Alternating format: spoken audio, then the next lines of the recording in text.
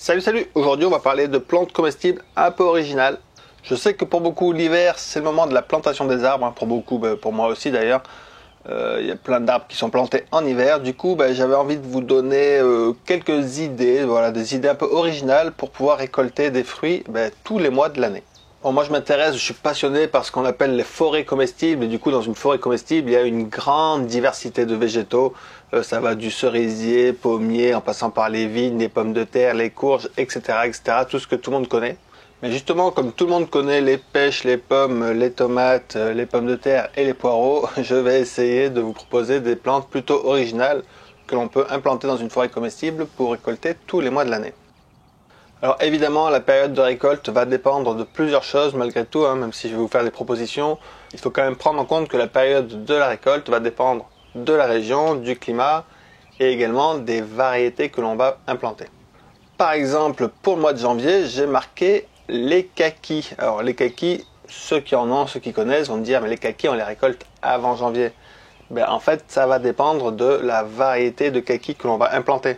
Et donc en janvier, on peut encore récolter le kaki David Candy, qui est un kaki tardif. En fait, les fruits peuvent rester bien après les fêtes de fin d'année dans l'arbre et on peut récolter début janvier sans problème les derniers fruits de ce kaki. Donc le David Candy, c'est un kaki tardif, mais on pourrait commencer à récolter les kakis dès le mois de septembre avec par exemple le Early Golden, qui est un kaki précoce. Et du coup, on pourrait mettre aussi des kakis pour novembre, pour octobre-novembre, comme les fouillous par exemple. Et comme ça, voilà, avec un kaki Early Golden, un kaki fouillou et un kaki candy, on récolte des kakis du mois de septembre jusqu'au mois de janvier. Donc voilà, si vous plantez, oui, l'arbre qui fait le kaki, c'est le plaque minier. Donc si vous plantez des plaques miniers, vous pourrez récolter des kakis, notamment au mois de janvier.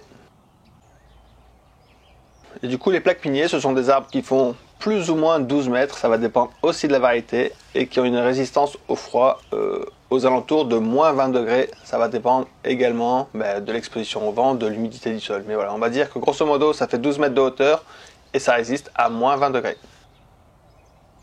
Bon, maintenant, que va-t-on planter pour récolter au mois de février? Pour le mois de février, je vous propose de planter des lianes de madère. Alors la liane de madère, je vous en ai fait une vidéo il n'y a pas très longtemps, je vous mets le lien si vous voulez voir un peu plus d'informations sur cette plante. Mais il faut savoir qu'en février, on va pouvoir récolter les racines tubéreuses de la plante. C'est une liane qui fait 5 mètres de hauteur et qui résiste facilement à moins 10 degrés, enfin moins 10, moins 9, moins 10 degrés. Et donc si vous avez des lianes de madère chez vous, vous pourrez récolter notamment en février. Mais en fait, vous pourrez aussi récolter en janvier, c'est juste pour vous donner des idées. Alors au mois de mars, qu'est-ce qu'il y a d'original que l'on peut encore récolter? J'ai noté ce coup-ci la glycine tubéreuse. Pareil, je vous ai fait une vidéo il n'y a pas très longtemps sur la glycine tubéreuse. Là on va pouvoir récolter les tubercules tout l'hiver en fait, jusqu'au mois de mars sans problème. C'est une liane qui fait 5 mètres de hauteur et qui peut résister à moins 25 degrés. Au mois d'avril, on va pouvoir récolter les jeunes pousses de tilleul, les jeunes feuilles de tilleul, les jeunes bourgeons de tilleul, mais les jeunes feuilles j'aime bien moi. Que ce soit le tilleul à grosse feuille ou à petite feuille, peu importe, ils sont tous les deux comestibles. Vous pouvez récolter même l'hybride entre les deux, c'est comestible. Donc voilà, en avril, c'est le meilleur moment selon moi pour manger les feuilles de tilleul en salade parce qu'elles sont hyper tendres, elles sont vraiment très très bonnes. Alors le tilleul, c'est un arbre qui va faire 25 mètres de hauteur et qui peut résister à des températures aux alentours, on va dire de moins 20, moins 25 degrés. Au mois de mai, qu'est-ce qu'il faut planter pour récolter des fruits? Alors là, je vais penser par exemple au néflier du Japon. Le néflier du Japon, c'est un arbre vraiment hyper intéressant à ne pas confondre avec le néflier d'Allemagne, mais on va en parler plus loin. Le néflier du Japon, c'est un néflier qui a un feuillage persistant par exemple, avec une très grosse feuille, et qu'il produit des fruits que l'on récolte au mois de mai. Alors attention, si chez vous il fait plus froid que moins 15 degrés, l'arbre va survivre, mais il n'y aura pas de production de fruits. Il faut que les hivers ne descendent pas en dessous moins 6 pour pouvoir que l'on ait des récoltes de fruits. Et du coup, si chez vous il fait plus froid que moins 6 degrés, vous pouvez cultiver cet arbre sans problème, mais pour récolter au mois de mai, il faudra peut-être se tourner vers les baies de mai par exemple, ou les premières cerises qui commencent à produire au mois de mai. Mais si chez vous il fait pas très froid, pourquoi pas penser au néflier du Japon. Pour le mois de juin, pour le mois de juin, évidemment, il y a vraiment plein de trucs à récolter, mais je reste toujours dans les plantes un peu originales, un peu méconnues, un peu sous-cotées. on va parler de l'amélanchier du Canada. Un superbe petit fruit qui pousse dans les arbres, c'est vraiment très très chouette, c'est un arbre vraiment incroyable, très très très productif, avec des fruits un peu plus gros que des groseilles on va dire. Et c'est vraiment excellent et c'est un arbre entier qui en est recouvert. Du coup, c'est un arbre qui fait plus ou moins 5 mètres de hauteur et qui supporte des températures allant jusqu'à moins 30 degrés. Donc très résistant au froid mais également très résistant à la sécheresse. Donc un arbre au top que l'on va récolter au mois de juin.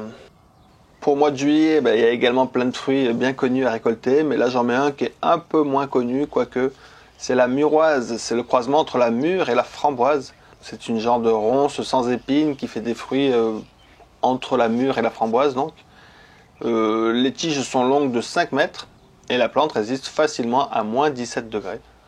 Donc voilà, les muroises, super plantes, précoces, voilà, ça produit dès le mois de fin juin, début juillet, en fait, des muroises sans problème. Donc beaucoup plus précoces que la plupart des mûres, des ronces sans épines qui produisent des mûres, sont plus tardives que la muroise.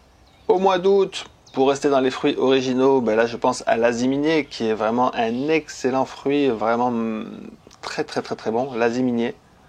C'est un arbre qui fait 8 mètres de hauteur, qui résiste à moins 25 degrés et le fruit, on va dire que c'est entre la mangue et la banane. C'est vraiment un super fruit, très très très bon. En septembre, par exemple, on va pouvoir récolter des baies de goji. Donc les baies de goji, ça pousse sur un buisson qui fait à peu près 2 mètres, qui résiste à moins 25 degrés. Ce sont des fruits intéressants pour faire sécher, qui sont très très riches en vitamines et en tout un tas de minéraux. Donc voilà, pourquoi pas planter des baies de goji chez vous pour avoir des récoltes au mois de septembre. En octobre, on va pouvoir récolter les goyaves du Brésil, du feijoa, les fruits du feijoa, le goyavier du Brésil, qui est une plante qui résiste à moins 12 degrés facilement et qui peut faire jusqu'à 2 mètres. Voilà, c'est un petit arbuste qui peut faire jusqu'à 2 mètres de hauteur.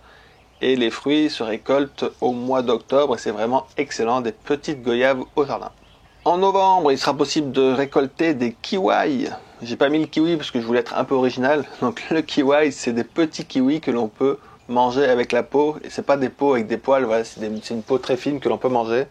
Et donc c'est des fruits vraiment excellents, petits fruits très très bons. Le kiwi est une liane qui peut faire jusqu'à 10 mètres de longueur, on va dire. C'est une liane en fait, et qui résiste facilement à moins 25 degrés. Et pour finir ce petit tour de l'année, on va parler en décembre du néflier d'Allemagne. Voilà, à partir de décembre, ça dépend des régions évidemment, mais en décembre, dans pas mal de régions, on peut encore récolter les nèfles d'Allemagne. C'est un fruit qui se consomme blette, il a un goût, on va dire, ça ressemble à une espèce de compote pomme-poire, voilà, parce que c'est mou à l'intérieur. Et du coup, c'est sur un arbre qui va faire approximativement 6 mètres de hauteur et qui résiste très bien au froid jusqu'à moins 20 degrés. Donc voilà, avec les 12 plantes que je vous propose là, les 12 arbres, lianes, plantes que je vous propose, vous pourrez récolter des plantes originales tous les mois de l'année. Ce qui permettra d'accompagner vos arbres plus classiques ou vos légumes du jardin plus classiques. Et comme c'est des plantes vivaces, on les plante une fois et après on récolte tout le temps. Donc janvier le plaque minier, février la liane de Madère, mars la glycine tubéreuse, avril le tilleul, en mai le néflier du Japon, en juin la mélanchier du Canada, en juillet la muroise, au mois d'août l'aziminier, en septembre les goji, en octobre le goyavier du Brésil, en novembre le kiwi et en décembre le néflier d'Allemagne. Bon voilà, j'espère que ces petites idées penses bêtes vous auront intéressé, vous donneront des idées de plantes à cultiver. Parce que voilà, parfois aussi on plante tout un tas d'arbres fruitiers, mais on se retrouve avec énormément de récoltes en été et en début d'automne. Et le reste de l'année, pas grand chose. Donc là, ça me paraît intéressant de réfléchir pour avoir des récoltes échelonnées sur l'année. Et bon voilà, si vous voulez plus d'informations sur le sujet, je vous invite évidemment à consulter mon livre sur la forêt comestible. Là, je mets des listes bien plus grandes de plantes à cultiver. Et je vous dis à très très bientôt. Ciao!